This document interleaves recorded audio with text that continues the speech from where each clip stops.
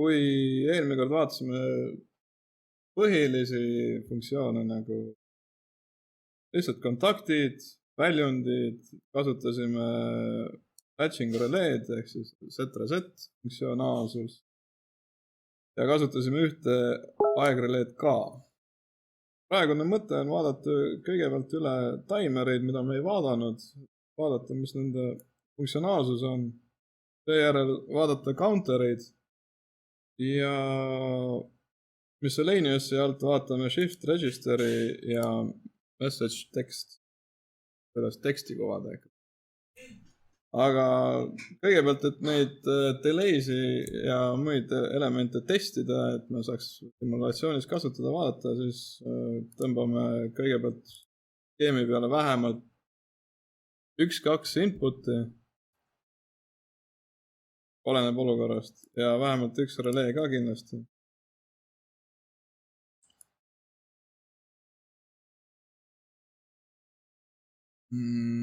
Ja ühed klemmid veel. Ja praegu siis i1 jääb praegu nagu ta on. i2 otsa hakkame lammutama neid erinevaid timereid. Ja vaatame, et neil on erinev funktsionaalsus, erinevas olukorras on nad kas siis mõistlikud või mitte mõistlikud. Aga need tasub korra vähemalt läbi proovida enda jaoks, et me teame, mida otsida, kui meil mingisugune idee tekib midagi lahendada nendega. On delay'd me juba teame. Ehk siis on delay töötas selliselt, et signaal tuli talle peale sellesse triggerisse ja siis me ootasime mingisuguse aja ja ta aktiveerus. Aga vaatame, kuidas toimib off delay. Ja off delay triggeri ühendame i2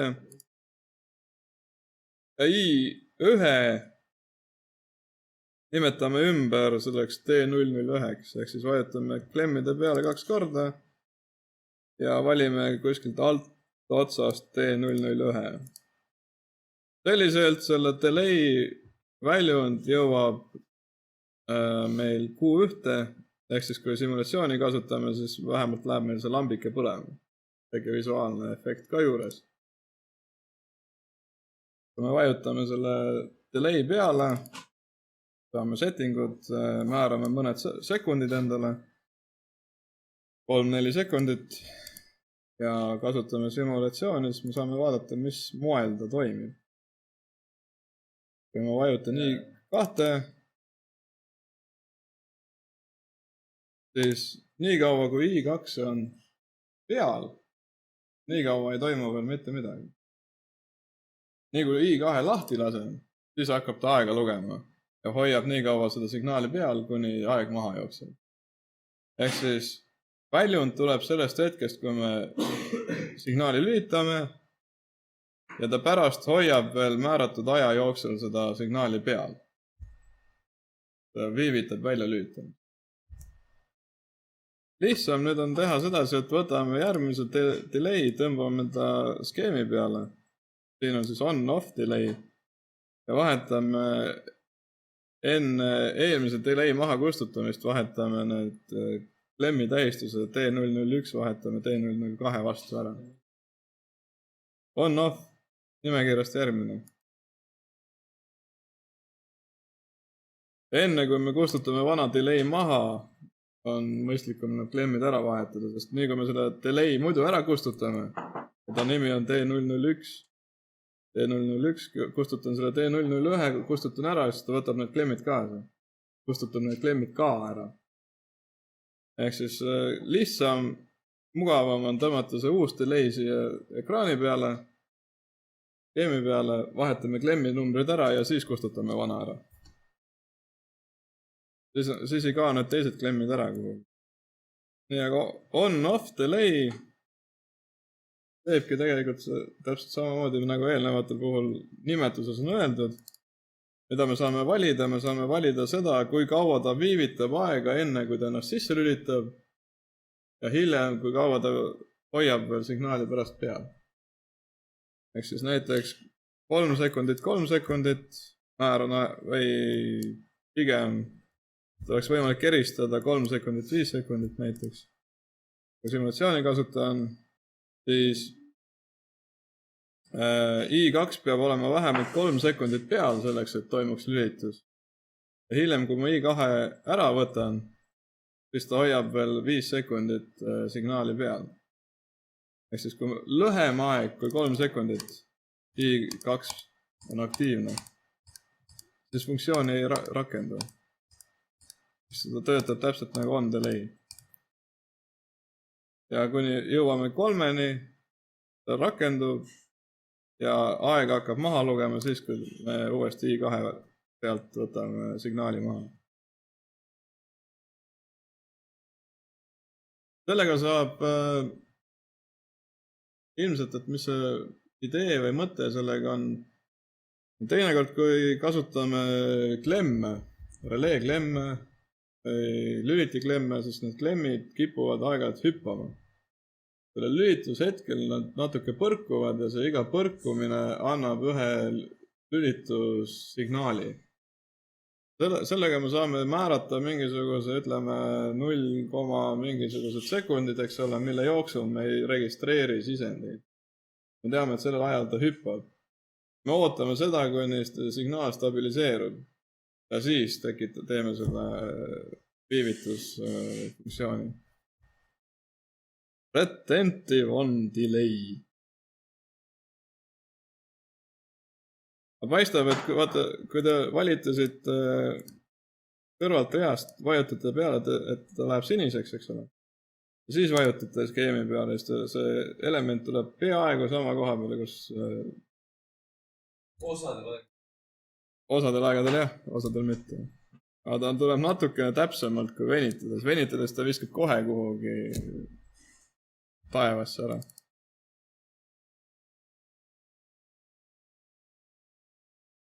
Aga kui ma õigesti mäletan, siis see delay vajas veel ühte klemmipaari juurde tegelikult, kuna tal on reset liin ka. Kohe võime seda ka katsetada.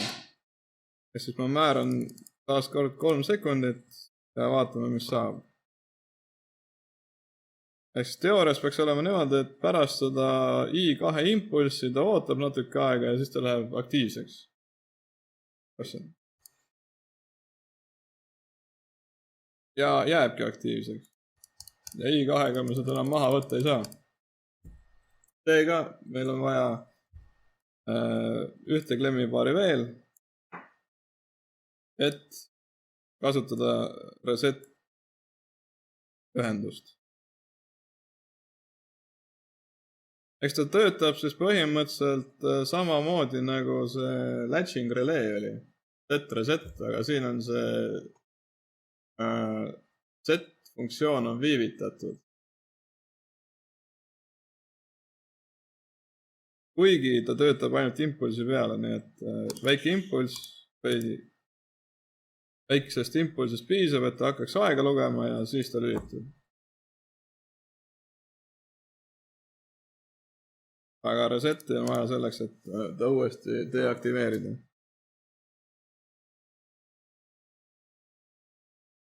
Võtame wiping relay. Ehk siis see delay toimib selliselt, et kui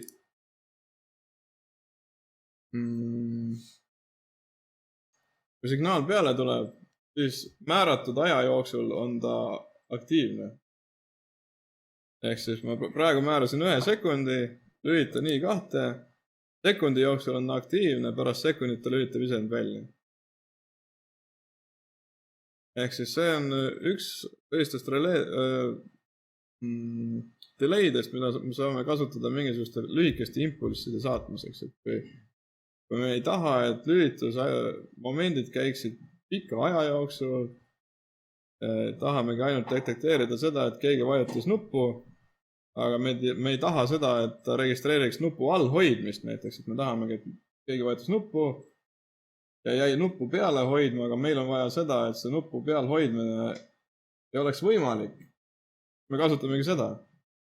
Määrame näiteks mingisugused paar millisekundit selleks ajaks siin ja isegi kui operaator jääb nuppu all hoidma siis logo jaoks ta registreerib kui lühikese nupuvajutuse.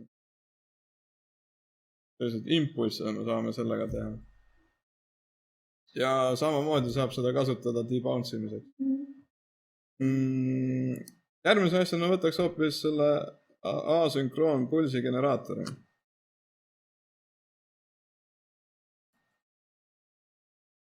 See on kasulik sellistel juhtudel, kui meil on tsükliline protsess, tahame näiteks vilgutada tuld, ohutuld näiteks. Tuut, võib lasta mingit helisignaali, häirida töölisi, siis selle funktsiooniga me saame seda teha, ehk siis me saame genereerida kindlate vahemikega toimivaid impulsse. Ehk siis kui läheme setting utesse, siis on 2 seadet. Ühe seadega saame valida selle aja, kui pika aja jooksul on signaal kõrge, ehk signaal on olemas, ehk siis punane simulatsioonis, ja kui pika aja jooksul on ta sinine, ehk siis madal. No, et võimalik oleks eristada, panen 2 ja 3. Simulatsioonis me näemegi, et nii kaua, kui I2 on peal, kui pulsigeneraator töötab, ehk siis see EN liin tähendab enable.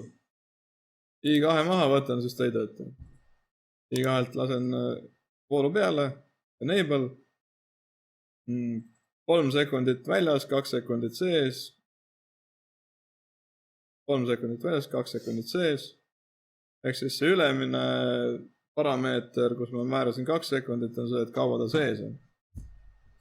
Aga siin on üks klemm veel, INV, see on siis inverse, ehk siis selle klemmiga me saame ta panna teistpidi tööle, et kui praegu mul on 2 sekundit sees, 3 väljas, vajutan inversi, keerab flipib täpselt teistpidi, niimoodi, et 3 sekundit sees, 2 sekundit väljas. Ja see flipimine toimub ka poole tsükli pealt. Ta ei oota seda tsüklit lõpuni, vaid ta teeb poole tsükli pealt ja keerab teistpidi. Siis järgmine on random generator, RNG.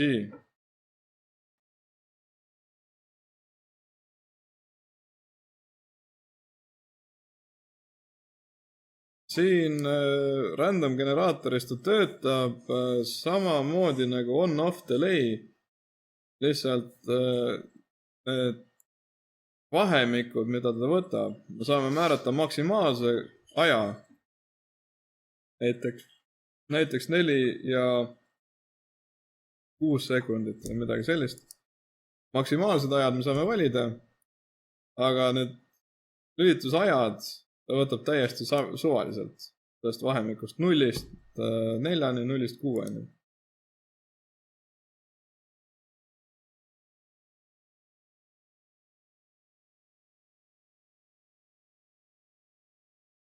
Järgmine funktsioon, multiple function switch. See muidu väga kasulik asi. See peaks olema natukene sarnane latching relay'le.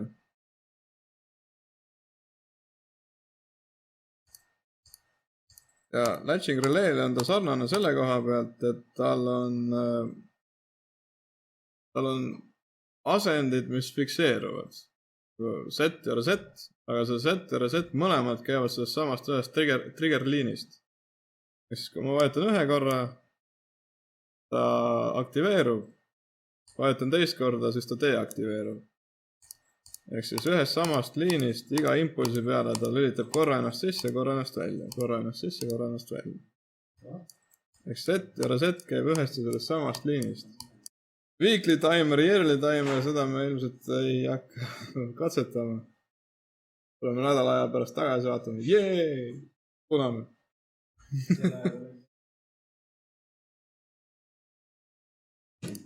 Aga see-eest natukene ilmselt põnevam on counter. Võtame up-down counteri. Aga see vajab kolme klemmi.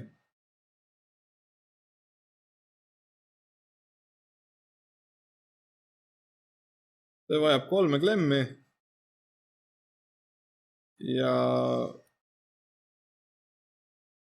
Q1 ehk siis seda väljundi panen veel kuhugi üldse allapoole. Counteri tähistus seda C001 tuleb ülevalt poolt hoopis tükis otsida.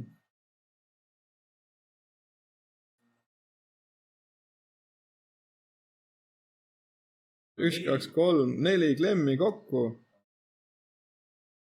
Ja need klemmid lähevad reset, CNT, count liini. Milleks see hea on? Väga paljudeks asjadeks, loomulikult. Aga selle funktsiooniga me saame lugeda, et kui tahame silindrit näiteks liigutada 5 korda edasi-tagasi. Vajutame nuppu, silinder sõidab 5 korda edasi-tagasi. Seda kordade lugemist saame siit teha. Ehk kui vajutame 2 korda counteri peale, siis ta annab 2 varianti, on count ja off count. Off count tuleks alati suuremaks panna kui on count. See on siis niimoodi, et kui ma panen on count 4 ja off count 6, siis selle keskmise ehk siis I2-ga, mis läheb counti, sellega ta hakkab lugema. Iga klõpsu peale loeb, saavutab 4 lugemit, lülitub sisse ja pärast, kui ta saavutab uuesti 6, lülitab ennast välja. Ja nii kaua, kui me seda counti vajutame, siis ta jääbki lugema ja sellest ei ole tegelikult otseselt mingit kasu enam. Et see count resetida, siis selleks ongi ülemine R-liin, ehk siis reset, mis nullib uuesti ära.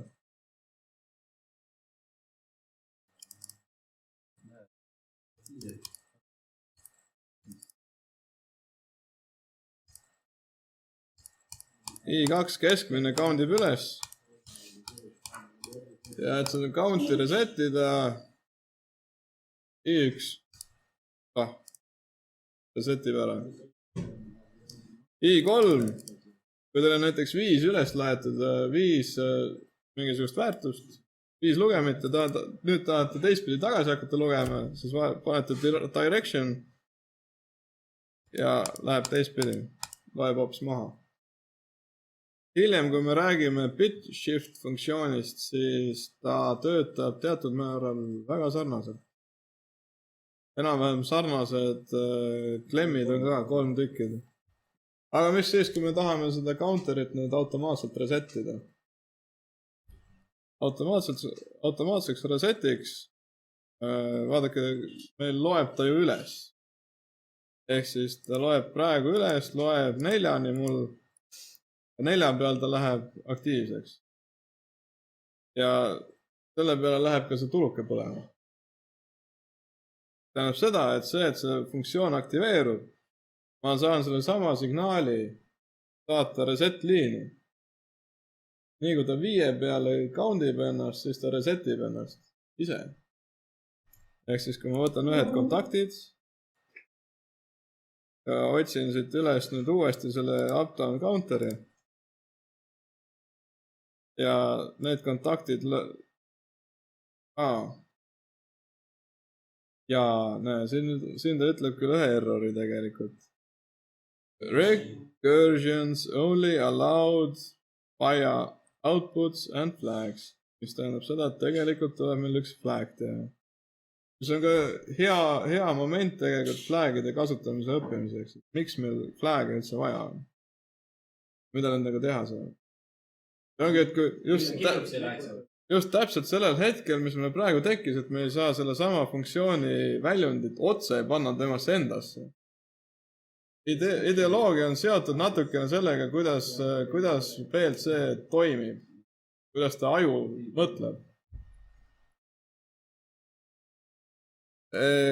Kuidas PLC toimib? PLC toimib selliselt, või see logo, et tal on sisendid, väljundid.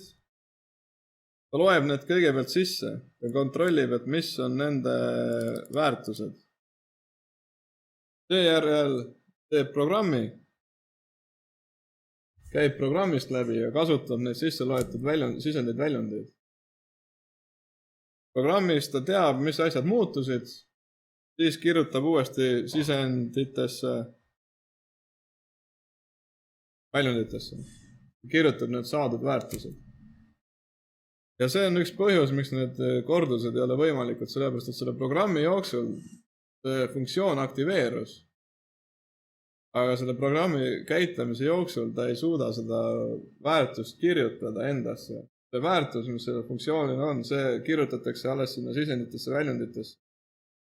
Ja siis järgmise ringiga me saame selle alles lugeda.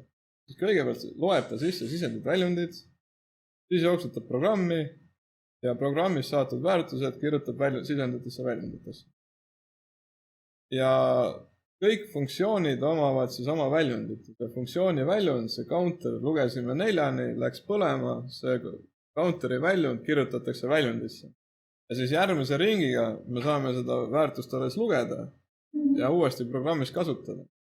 Sellepärast siin ühe tsükli jooksul me ei saagi seda tagasikeeramist teha. Tähendab seda, et me kõigepealt võtame selle väärtuse, me peame andma selle mälufunktsioonile, et ta kirjutaks poole pealt programmi sees ei saa muutust toimuda. Me peame selle kirjutama kõigepealt mälusse ja mälust võtma selle järgmise ringi peale ja kasutama siis seda. Ehk siis tegelikult jah, tuleb võtta üks relee. Releele otsida, kui me praegu kasutasime 6, ehk siis füüsilisi väljundeid, otsida ülevalt poolt üks M1 flag. Ehk siis simulatsioonis, kui me vaatame, loeme 4 minu puhul, siis mälu funktsioon käivitub. Ehk siis mälu see M1 flag läheb kõrgeks. Ehk siis ta vastab sellele, mis ta sellest counter funktsioonist sai. Ja nüüd seda M1 klemmi, nüüd läheb kitsaks natukene. Me saame siit, kui uut klemmi toome skeemi peale, siis me saame üles otsida selle M1 relay coil'i siit. Me saame seda sama klemmi siit, saame kasutada selle lülituse tegemiseks, mis vaja oli. Kitsas on. Võtan selle allapoole, ilmselt peaks tirima selle.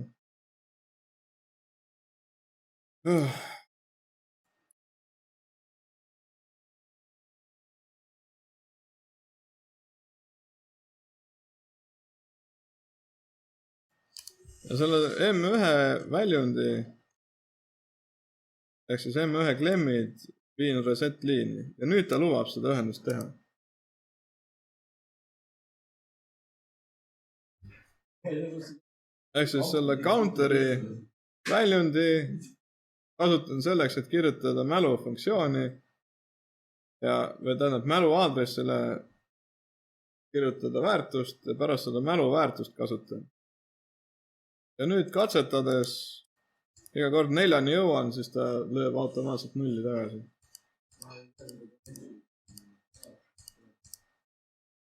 Nii, aga vahepeal võib-olla midagi lõbusamat. Et see oli nüüd natuke keerukam, teeme natuke lõbusamat asja ka. Võtame message text, tõmban selle akna peale või tähendab skeemi peale. Tõmban selle skeemi peale ja lisan ühed klemmid selle jaoks, et seda teksti juhtida nii-öelda. I4.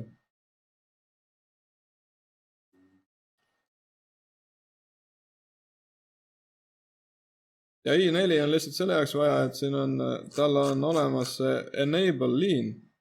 Ehk siis kui enable liini peal on 24 volti nii-öelda pluss või signaal, siis ta kuvab selle teksti ekraani peal, mille me määrame selles funktsioonis. Ehk siis kui me tahame mingisuguse aja jooksul näiteks näidata midagi, siis me kasutamegi off delay'd näiteks. Off delay klemmid tulevad siia ja siis ta näitab selle aja jooksul, näitab seda pilti. off delay lõpeb ära, siis ta näitab teist pilti.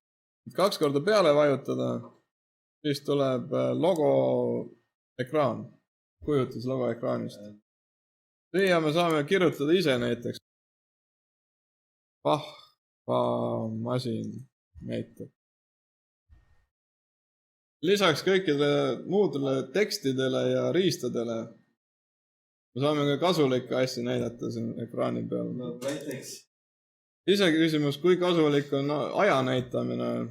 Ma ei tea, raadiotes ka kogu aeg öeldakse, kell on nii palju ja nii palju, selle asemel võiks muusikat lasta. Aga et parameetreid saada ekraani peale, siis valime listist, valime ühe parameetri, current time näiteks, ja siis vajutame insert parameeter. Ja siis tuleb selline kastike ja see kastikene tähendabki seda kellaaega. Ja kui nüüd OK vajutame ja simulatsiooni peale läheme ja hiljem seda i4 vajutame, siis tulebki see display ette. Thursday 15:27. Aga eksisteerib tõenäosus, et teid huvitab ka midagi muud näidata kui ainult kellaaega. Aga kui me tahame mingisugust natukene informatiivsemat asja näidata, näiteks, et mitmenda tsükli juures masin on, siis praegu näiteks miks see counteri jätsime skeemi peale selleks, et me saaksime counteri pealt parameetrit näidata. Kui me võtame counteri siit kõrvalt ploki pealt, vahetame selle C001 oma counteri peale, siis siit saame selle counteri väärtuseid ekraanile kuvada. Näiteks seda sama thresholdi, mis meil oli, ehk siis 4 näiteks. Või 6, see off threshold, millal ta välja lülitab ennast. Aga ilmselt kasulikum asi, mida näidata, on see counter ise. Teete counteri siniseks ja insert parameetri. Ja siis ta tuleb selle logo ekraani peale. Ja näiteks paneme lisateksti lugem on ja OK. Ning siis, kui simulatsioon panna i4 sisse, tekst tuleb ja iga kord, kui üles hakkame lugema, siis näitab, mis see lugem on. Lugem on 4, lugem on 6, lugem on 7, lugem on 8 ja nii edasi. Küll aga, kui me tahaksime seda programmi praegu logosse üles laadida, siis ta ütleb errori. Ta ütleb errori sellepärast, et ütleb erroriks, et see ja see plokk ei ole ühendatud ühtegi väljundisse. Ehk siis see sama SF002 ei ole ühendatud ühtegi väljundisse. Samas kõikidel nendel counteritel ja asjadel peaks olema mingisugune väljund. Kõikidel on-off funktsioonidel. Ma saan aru, see on täiesti loll asi, aga see eksisteerib. Et sellest mööda minna, siis me peame kasutama uusi make kontakte, otsime üles selle sama teksti ja kasutame ühte releed. Ja selle relee jaoks nüüd võtame lihtsalt Open Connectori. Open Connector ei ole mitte kuhugi ühendatud, see lõpetabki lihtsalt selle skeemi selle koha pealt ära. Selle väärtusega ei tehta mitte midagi edasi. Samas jälle, kui me tahame, et meie programm teaks, milline see ekraan praegu ees on, siis me saame jälle kasutada seda infot. Aga kui meil seda infot vaja ei ole, siis läheb Open Connector. Ja lihtsalt selle jaoks, et ta ei viskaks erroreid. Lihtsalt errorite vältimiseks Open Connector. Aga viimane raskem asi, mis ära kannatada, shift register. Viimane raskem teema.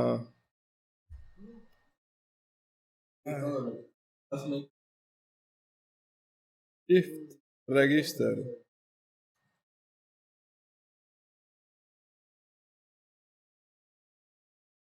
Shift register täpselt nii nagu counter tahtis 3 sisendit, et kõiki funktsionaalsusi näidata. On ka siin 3 sisendit. Input, trigger, direction. Aga nüüd, mis veel teha tuleb, et kõik oleks ilus ja piltlik, näeksin kenasti, mis toimub. Võtame ühed klemmid ja otsime nüüd altpoolt üles need, kus olid S-id. S1.1, shift, register, bit. Võtame selle. Ja relee. Vahet ei ole, mis relee siin tegelikult on. Kuud on hea kasutada, siis me näeme pärast lampe, kuidas lambid liiguvad simulatsioonis.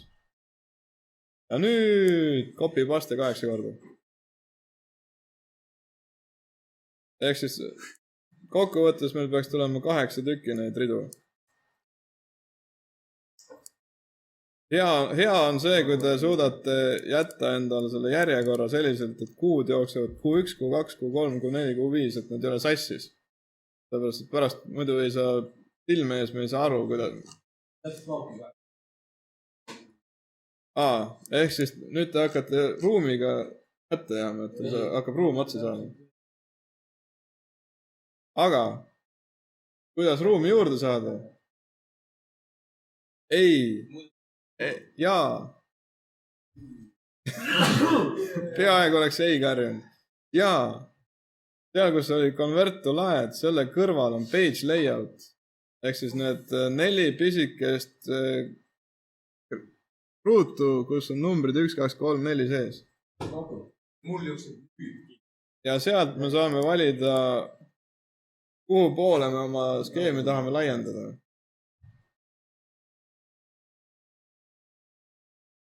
Hiljem tahame kokku saada 1.1, 1.2, 1.3, 1.4, 1.5, 1.6, 1.7, 1.8.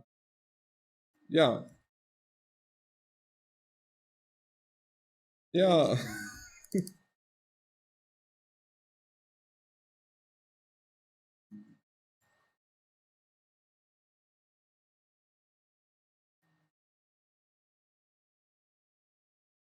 Ei ja jaa kõlas natuke nagu singer-vinger, aga ühtegi konkreetset lugu praegu meelde tule. 1, 2, 3, 4, 5, 6, 7, 8. Vinku see.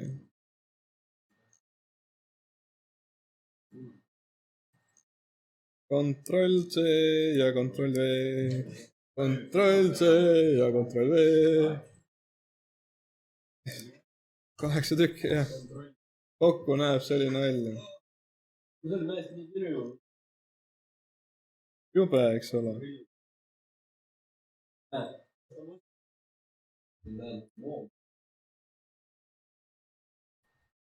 Igal juhul, kui shift registeri jaoks on skeem tehtud ja paneme simulatsiooni peale, siis me näeme, et mida need input, trigger, direction tähendavad. In tähendab seda, et kui meil on nüüd need 8 bitti järjestikku, 1, 2, 3, 4, 5, 6, 7, 8, ehk siis algolukord on meil praegu selline. Kui meil need 8 bitti on, suureks läks. Siis selle inniga me saame määrata, millist bitti me hakkame sellesse registrisse kirjutama. Ehk siis, kui see on sinine, ehk siis signaali ei ole, siis on 0. Ehk siis, kui ma vajutan triggerit, mitte midagi ei muutu. Näiliselt midagi ei muutu. Aga kui ma panen siia inni, panen kõrgeks, tähendab, et järgmine bitt, mida ma hakkan kirjutama on 1, vajutan korra triggerit, siis sellesse registrisse kirjutatakse esimeseks numbriks 1. Nüüd mul on valida, kas ma tahan jätkata ühtede kirjutamist või mitte. Ja samas, ehk siis tähele panna, et see kogu bittide arv jääb endiselt 8, ehk siis üle selle maailma ääre, mis siin lõpus on, see viimane bitt visati välja. 1-0 kadus sealt lõpust kuhugi olematusesse. ja nüüd on mul otsustada, millist bitti ma järgmisena kirjutan. Kirjutan näiteks 1 veel. Trigerdan 1 juurde. Ehk siis nüüd on mul olukord selline, kus mul on nüüd 1 ja 1. Ehk siis register liikus jälle paremale. Ja viimane 0 visati sealt üle maailma ääre kõiksusesse. Nii, võtan selle innist, võtan signaali maha, nüüd ta on edasi kirjutada 0. Vajutan triggerit ja järgmiseks kirjutataksegi registrisse 0. 0 ja need 1 liiguvad edasi ja viimane väärtus kaob jälle kõiksusest. Järgi jääb ainult 8 bitti sees, mida oma liigutuse teeme. Ja kui ma nüüd edasi seda triggerit vajutan, siis iga triggeri vajutamisega ma liigutan neid ühtesi edasi ja edasi ja edasi, kuni nad ühel hetkel ehk siis seda on siit näha ka nendest kuude pealt. Ehk siis iga kord triggerit vajutan, nad liiguvad edasi, edasi, edasi, edasi, kuni siis kukuvad nii-öelda sellest registrist välja. Ehk siis nad on nullide poolt üle kirjutatud. Viimane lüliti direction. Directioniga me saame määrata, kummas suunas kirjutamine toimub. Ehk siis panen praegu uuesti sisendisse 1, hakkan 1 kirjutama. Oih, sorry. Ei vabanda välja, eks ole. Direction ka sisse ja siis teen triggeri, siis ta kirjutab teiselt poolt ja kirjutamine hakkab toimuma teises suunas. Küll aga praegu näiteks, kui ma kirjutasin 4 praegu sisse paremalt poolt vasakule ja muudan uuesti suuna ära ja tahan kirjutada veel 1, siis shiftimine hakkab toimuma teisele poole, ehk siis need 4 1, mis ma kirjutasin, hakkavad jälle üle selle ääre minema. Aga ma kirjutan need teiselt poolt hoopis 1 sisse.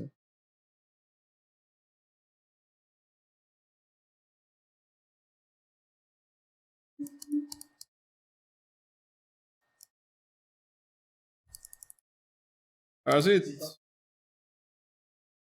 mõtteid, kuidas programmi kirjutada või mida selle shift registriga üldse teha. Shift registriga on üks variant, mida teha on, kui näiteks selle sama tootmisliini mudeli peal, mis meil on, kui me tahame saada sammu haaval juhtuvaid funktsioone. Ehk siis mingisugune programm käib sammu haaval. Siis on meil see võimalik sedasi saada. Üks samm lõpeb ära, shiftime. Ehk siis sellisel juhul me kõigepealt kirjutame 1 sisse, shiftime ta registrisse ja see on esimene samm.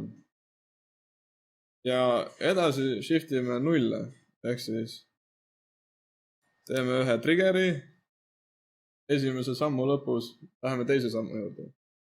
Teine samm lõpeb ära, teeme triggeri, 3. sammu juurde. Iga koha peal, kus mul praegu siin all näha on, jookseb lambikes ja iga lambike on üks programm. Üks väike alaosa sellest programmist. Ja 8 erinevat nii-öelda alaosa võib siin praegusel juhul olla. Programm lõpeb ära, kirjutan 1 juurde uuesti asemele ja tsükkel jätkub. No see vajab küll natuke lisaprogrammi selleks, et see 1 kirjutamine automaatselt käiks, aga seda siin võimalik teha. Tsüklilist liikumist. Teine variant, kuidas tsüklilist liikumist teha, on nende set reledega, latching reledega. Ja mida veel? Me saame Night Riderit teha. Ühele poole. Teisele poole.